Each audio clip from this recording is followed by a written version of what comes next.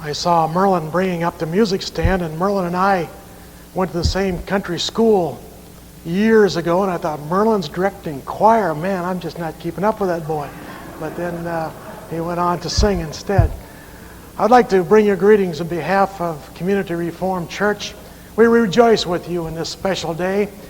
I don't know quite how to explain to you your position as a church in Dakota Classes, and I think it probably can best be described in the way of our family. We have 3 children that are 3 years apart.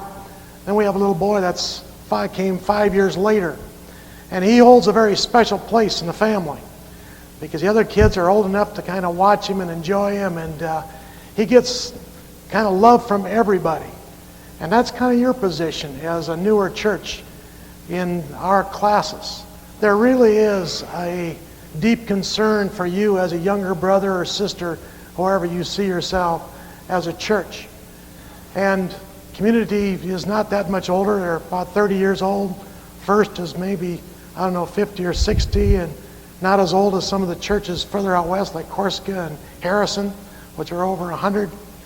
But nevertheless, you are very much a part of the Dakota Classes family. And we have been praying for you. And we are rejoicing with you as this new chapter now opens in your life. And we're excited about the good things that the Lord is going to do through this new partnership with your new pastor. Let us begin by having a prayer together. Let us pray. O God, the great shepherd of the church, who through the light of your Holy Spirit has always guided your people, grant that we, by the same Spirit, may live for you, together with all whom you call to serve you within the body of Christ Jesus, may be faithful and obedient to your word, through Jesus Christ our Lord. Amen. Beloved in the Lord, Holy Scripture teaches us that God, our Heavenly Father, gathers to himself from among the lost children of this world a church to life eternal, and that in this work of grace he is pleased to use ministry. The Lord Jesus himself provided us with the grace we need to serve him, as affirmed by the Apostle Paul. And his gifts were that some should be apostles, some prophets, some evangelists, some pastors and teachers, to equip the saints for the work of ministry, for building up the body of Christ. Ephesians 4:11 and 12. Will the Reverend Glen Blumer please stand before the classes now in this congregation? Reverend Glen Blumer, the classes, the call issued to you by Dakota Classes, issued by the Good News Reformed Church of Sioux Falls to be their pastor and teacher. You stand before us now in order that you may receive the membership of the classes and install the new ministry to which you have been called, so that it may be clear to all here present that you're both willing and able to exercise the ministry of the Word within the Church of Christ. I call upon you to reaffirm the vows made when you were ordained a minister of the Word.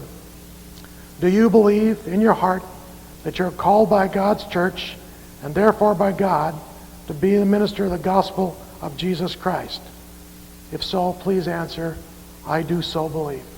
I do so believe. And do you believe the books of the Old and New Testament to be the Word of God and the perfect doctrine of salvation, rejecting all doctrines contrary thereto? If so, please answer, I do so believe. I do so believe. Will you proclaim the gospel of the Lord Jesus Christ? Will you from the Word of God instruct, admonish, comfort, and reprove, according to everyone's needs, and uphold the witness of the Holy Spirit against all schisms and heresies? If you do, please respond, I will, the Lord being my helper. I will, the Lord being my helper. Will you call upon the name of the Lord for and with the whole congregation? Administer the sacraments according to his command. Share responsibility for the mutual Christian growth of all its members of the congregation, and exercise Christian love and discipline. Please respond, I will, the Lord being my helper. I will, the Lord being my helper. Will you be loyal to the witness and the work of the Reformed Church in America, accepting its order and discipline, using all your abilities to further its Christian mission here and throughout the world? Please respond, I will, the Lord being my helper. I will, the Lord being my helper. You may be seated. The new order does not really leave much space for personal words for the person given the charge, the minister. However, that's never stopped me before. So I have just a few words as not the charge to the minister, but I chose instead a charge to the minister's wife. So I want to address you, Sally, at this time. To say, first of all, there's one person that's very critical in every pastor's ministry, and that's his wife. You are there when he needs that special word of encouragement. You are there when he's working too hard. You are there when you see that he's neglecting the time that he would be spending with his daughter and his wife. And sometimes you got to do radical things, like write your name in his calendar 3 nights a week. They guarantee there is special time. And also to be that encourager as he preaches the word. Sometimes you stand in a unique position to say, I didn't quite understand what you were trying to say, or it was really helpful when you said this. We have a law in my home is you can't do that till Wednesday. But nevertheless, you stand in a very important place to be able to do that. Because when there's a partnership, it means that instead of being caught in the middle, the tug between time for your family and time for the church, where there's a partnership for Jesus Christ, it is many times the extra strength that we don't have within ourselves to be able to go on with the work when we're ready to give up. And you might not know when all those times are, but nevertheless, his main prayer warrior and his main supporter, main encourager needs to be you. And seeing your commitment, your shining smile, I know you are capable of doing that. And we wish you and your husband and your little girl a very special time in ministry here in Sioux Falls. At this time, I'd like to invite the Reverend Glen Blumer and the ministers and elders of the Dakota classes to join me up here on the podium. Would you come here, please? The ministers and elders may not be aware of this, but we need to see who you are, too.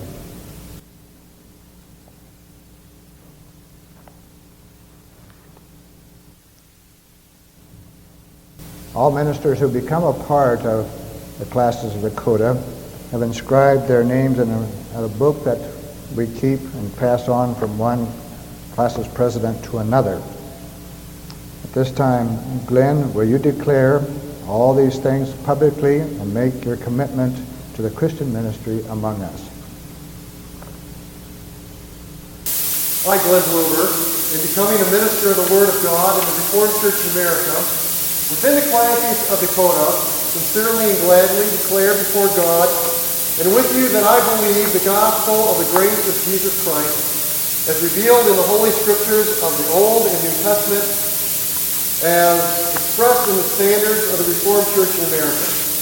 I accept the Scriptures as the only rule of faith in life. I accept the standards as historic and faithful witnesses to the Word of God.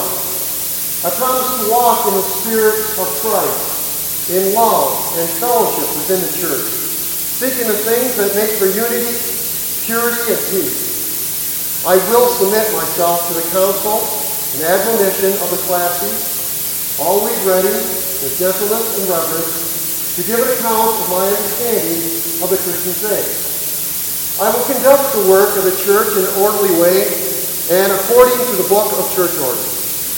Trusting in the Lord Jesus Christ for strength, I pledge my life to preach and teach the good news of salvation in Christ, to build up and equip the church for mission in this world, to free the enslaved, to relieve the oppressed, to comfort the afflicted and walk humbly before God. I ask God, and I ask you, his servants, Good News Reformed Church, to help me live this way until the glorious day when, with joy and gratitude, we will stand before God Almighty, our great King.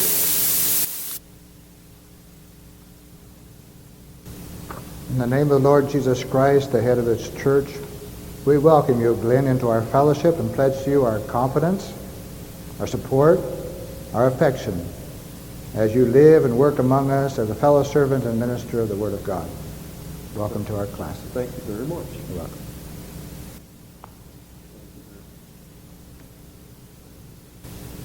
Now, as we proceed to the congregation, there's acceptance by the minister. In accepting the call issued by the Good News Reformed Church of Sioux Falls, you have already acknowledged your willingness to serve God as their pastor and teacher. Do you now affirm publicly your acceptance of that office? If so, say, I do. I do.